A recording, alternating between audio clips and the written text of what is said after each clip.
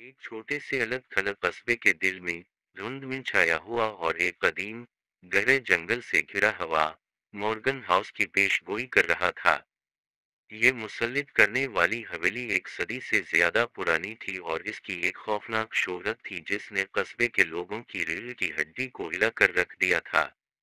Morgan house की कहानी एक ठंडक थी जो नस्ल दर नस्ल गुजरी थी।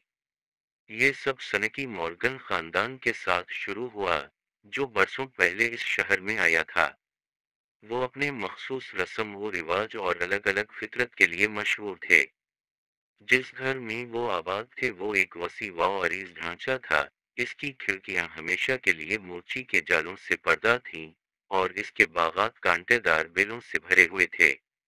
एक तूफानी रात जैसे ही गरज चमक और बिजली आसमान को छीनने लगी, अजीब व गरीब वाकयात का एक सिलसिला सामने आया। कस्बे के लोगों ने दावा किया कि इन्होंने मॉर्गन हाउस की ऊपरी खिड़कियों में अजीब व गरीब रोशनियां टिमटिमाते देखी हैं।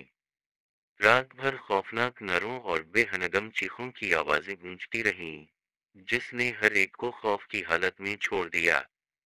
घर के अजीम दोहरे दरवाजे, जो कई दहाइयों से बंद थे, अब खुले हुए थे।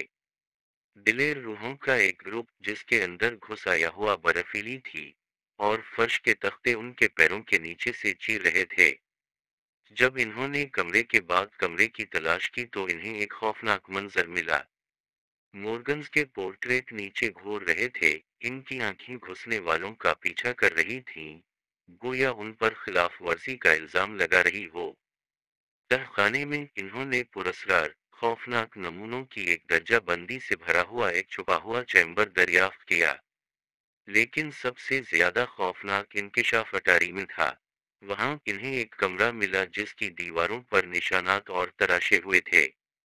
इसके मरकज में एक खुफिया कदीम किताब पड़ी है जो मुनकरों से भरी हुई है। हर एक आखिरी किताब से ज्यादा बदतमीज है। ये वाज़ेह था कि मॉर्गन सियाह जादू की मशक कर रहे थे। जैसे ही ग्रुप ने भागने की कोशिश की, दरवाजे बंद हो गए, और ऐसा लगता था कि घर जिंदा हो गया है। सरगोशियां रीढ़ की हड्डी को ठंडा करने वाली हंसी में बदल गईं, और दीवारें किसी दूसरी दुनियावी तवानाई के साथ धड़कती नजर आईं। वो राहदारियों और कमरों को बदलने के खौफनाक भौलबलिया में फंसे हुए थे। हर एक आखिरी से ज्यादा खौफनाक था।